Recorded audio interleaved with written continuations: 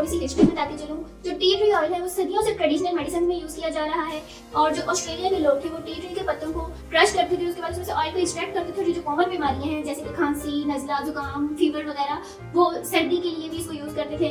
अगर उन्होंने मतलब खांसी के लिए यूज करना था तो उसको गर्दन पर यानी नेक पर अप्लाई करते थे। अगर वो फ्लू का ट्रीटमेंट करना चाहते हैं तो वो नोज के इर्द गिर्द उसको अप्लाई करते थे, जिससे उन्हें बेस्ट रिजल्ट्स मिलते थे और वो ठीक हो जाते थे इससे। तो फिर साइंटिस्ट ने इस पर मजीद एक्सपेरिमेंट्स किए, रिसर्चेस की और फिर पता चला कि ये मजीद भी बहुत सारी बीमारियों के लिए बेनिफिशियल है और वो बीमारियां मैं आगे आपसे डिटेल में डिस्कस करूंगी। और ये जो ऑयल है ये आप डायरेक्टली भी स्किन पर अप्लाई कर सकते हैं और अगर आपकी स्किन सेंसिटिव नहीं है उस सूरत में, और अगर आपकी स्किन सेंसिटिव है तो फिर आप इसको डाइल्यूट करके यूज करें।